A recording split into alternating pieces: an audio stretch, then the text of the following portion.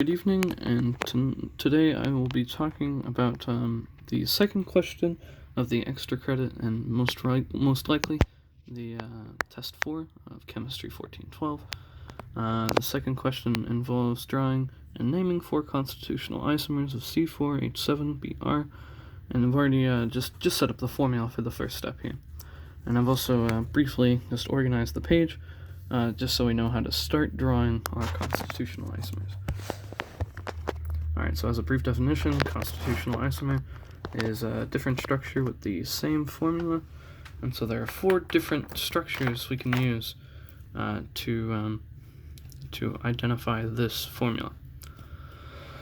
Alright, so the first step we want to take is to use this formula to find the number of cycles or double bonds, but in this class we're going to stick with cycles as for what I'm told.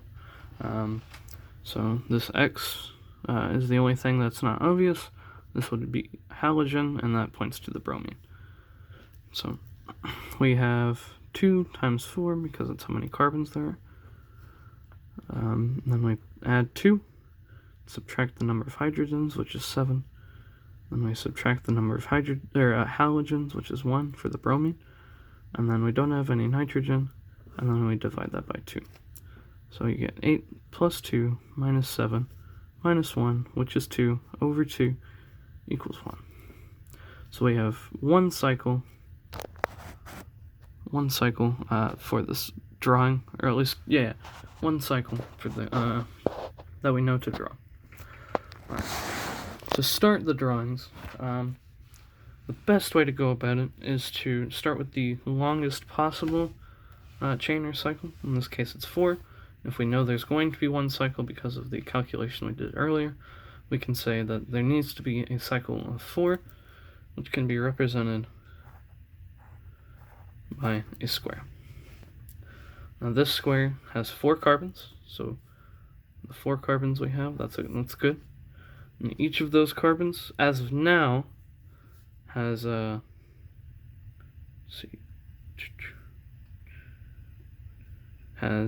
has 2 hydrogens.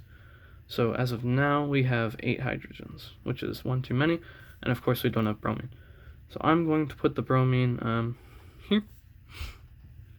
So now this carbon only has 1 hydrogen, and the rest still have 2. So we have 6 hydrogens around here. We have 1 here, so that's 7 hydrogens now. Still have the 4 carbons, and now we have the bromine. So this is a good structure, just have to name it. To do that, you name with locant prefix, parent suffix, name in this order, and you start by circling the longest chain or cycle. In this case, it's a cycle, so we include cyclo as the parent, and then we have 4, which means it will be so the 4 carbons in a cycle, that's going to be cyclobute as the parent. So we can check off the parent portion of the name. Now we know that this parent is an alkane, so we can say cyclobutane, and that covers the suffix and prefix. Right, I think. Anyway, prefix and parent kind of go together. Anyway, now the thing we need to determine is the locant. A locant is just a way of identifying what the substituent is and where. So since we only have one substituent, which we should identify, we can assume it's on 1, because it needs to be on the lowest first point of difference. So we can say it's on 1, and we have a halogen, which means it should end in O, and it's bromine, so it's bromo. And so the name put together is going to be 1-bromo cyclobutane. And that is our first under n equals 4. There's not really another way to represent n equals 4, as in the longest chain being 4, because you'll just move around the bromine, and it'll just end up on 1 still. So one bromo cyclobutane, rather, is going to be our only representation of n equals 4. Now we can move on to n equals 3, which means the longest chain that we're given is going to be 3. So we can go ahead and start with a triangle for 3. Then we have a carbon, and we also have the bromine. So I'll put the carbon here and the bromine here. So here we have 4 carbons. This carbon has 1 hydrogen. This carbon has 2. This one has 1, and this one has 3. So 1 plus 2 plus 1 plus 3, 4 and 3 and 7. So we have 7 hydrogens, so we're good there. And then of course we have the bromine, so we're good there. Now all it comes down to is naming.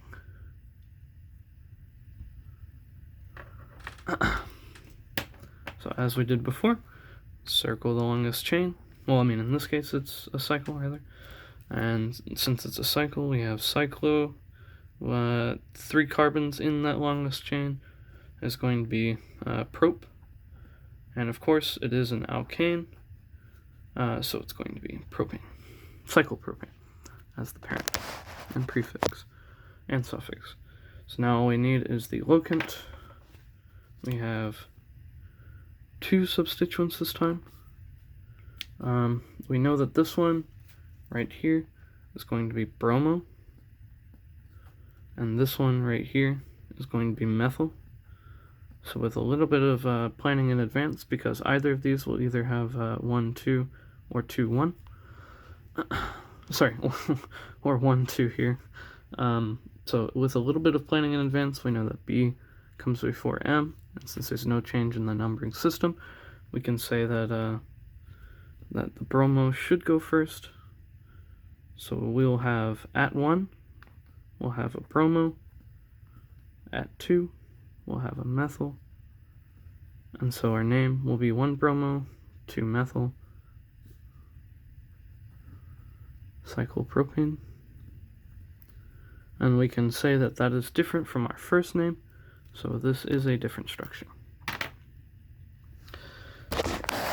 The next structure under n equals 3 will still be a triangle, so we'll still have the parent cyclopropane, because it can't get longer than this cycle here. But next we'll have this substituent, and at the end of that we'll have bromine. So we have our 4 carbons.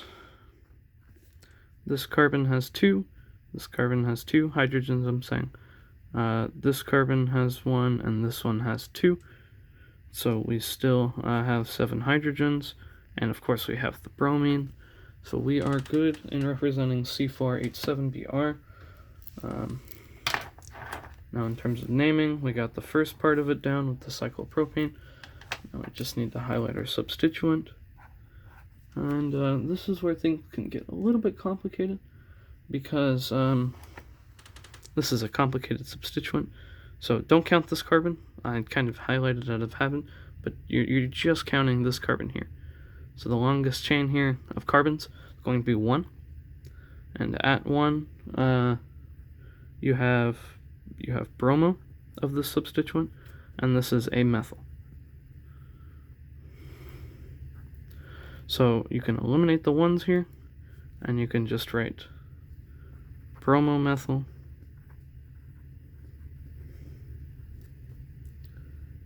sorry, I kind of skipped a step, which if you're not careful, you can rush through this, and that can get you silly points off.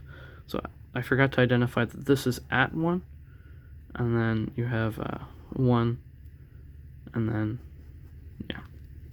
So just make sure to differentiate between everything so you don't skip something. So at 1 we have a bromomethyl. You don't need to write the 1 because it's kind of given, since there's only like 1 carbon off of it, since it is a methyl. So you have 1 methyl, and then you bring this down, so cyclopropane, which is different from 1 bromo to methyl cyclopropane. Alright, so this next one, pardon the shakiness of the camera, is still under n equals 2.